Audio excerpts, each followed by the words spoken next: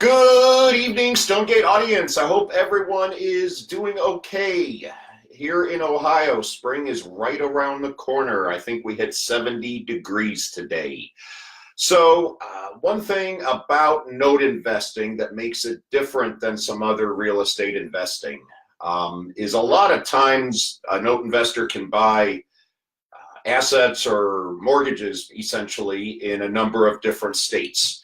And this is both good and bad. This can make it a little more complicated at times. But it is very, very important for you to know your states and the regulation and the laws that govern each state, because it can really affect your bottom line. Tonight I'm going to go over just a couple examples of that. So one big example is when a lender has to foreclose on a borrower. In a judicial state, the lender must go to court and must file a lawsuit and go to court. This, as you can imagine, it will take more time and more money to go through this process. In a non-judicial state, the lender can foreclose without going to court. So as you can imagine, that will result in less time and then less money spent on that one. So you can kind of look up, I thought about, trying to list all the states here, but that's not that hard to find online, and it's kind of beyond the scope. I'm not going to sit here and go over each and every state with you. In general, though, most of the states east of the Mississippi are judicial states. There are exceptions. Would be an exception. Tennessee is east of the Mississippi, but it's a non-judicial state. Whereas most states west of the Mississippi tend to be non-judicial states. And then to even complicate it a little bit more, of course, life can never be that simple. Some are actually both. So you'll have to, I guess, try to double check when you're doing your due diligence. These are things that a thorough due diligence search, you will know this before you buy. The whole idea is to try to have the best possible information before you buy, because you don't want to be taken by surprise by this after you buy something. And then to throw another little thing into it, there's differences in things like a processing period. So from what I could find doing some research, this ranges tremendously, all the way from about 27 days in Texas, all the way up to 445 days in New York. So imagine that you have a property that you need to foreclose on, you buy the note, and then you immediately foreclose. In Texas, you might be able to get it back in, well, really just a couple of months, versus New York, even though that says 445 days there, I have heard stories of some foreclosures taking 3 or 4 years there. So, say you were going to make that same, I don't know, just to pick a number out of the air, say you had $20,000 at stake with your unpaid balance. Wouldn't you rather have your $20,000 in 2 months with Texas versus having to wait maybe at least a year, maybe even more than that in New York? Of course you would rather have the Texas.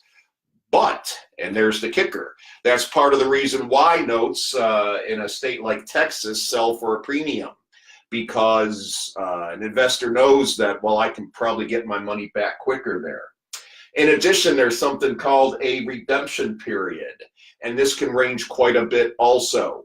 A redemption period is a length of time that kind of determines before you can do anything with a house after it's foreclosed. Within that redemption period, a borrower can come back and say, hey, I got the money for my mortgage, I want to reinstate it and start the process all over again. So that ranges from zero, zero being literally that there is no redemption period, all the way up to 365 days in some states. So the process itself might go quickly, okay? In some states, Michigan, for example, has a redemption period, but then after you foreclose, you actually can't do anything. So that's important also. So one option that some lenders will try to do, they'll try to buy out a borrower's redemption period. That can be done, but then again, that is another expense, of course. And then also, most of the time, state laws prevent you from doing that ahead of time. So you might not know about that ahead of time.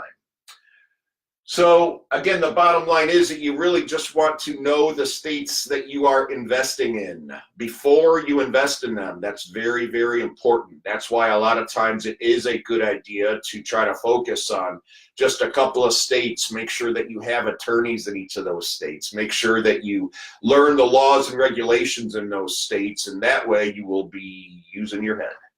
Okay, that should do it. I do have a short announcement. If you want to learn more about this kind of thing, one of my mentors, Donna Bauer, is having her annual Note Buyer Academy in Cincinnati, Ohio. The dates are September 19th to the 22nd of this year. Donna is one of the best in the business. She provides great content. And right now, if you go on there, she is having a special. So that is it for tonight. This is a short one, but it is an important one. I was putting together some bids and started looking at some different states, and I realized that I'm just not as familiar with some of the other states that I was considering. So that was kind of the genesis of this. So I see I got a couple people that joined in. Thank you everyone that did join in. Hopefully you'll learn something from this. I did have a question on there. As always, all my videos will be recorded and then put on my YouTube page. And I can put that, I will put that in the comments on Facebook here. Oh, and a new thing I'm going to be starting to do is trying to share these videos onto LinkedIn. So if you are a friend of me on LinkedIn, you should be able to catch them there. And if you are not, then what are you waiting for? You want to get on there and try to befriend me onto LinkedIn also. Okay, thank you very much, everybody. That should do it for tonight. Until next week, that is how you climb the hill. Thanks. Have a good night. Bye-bye.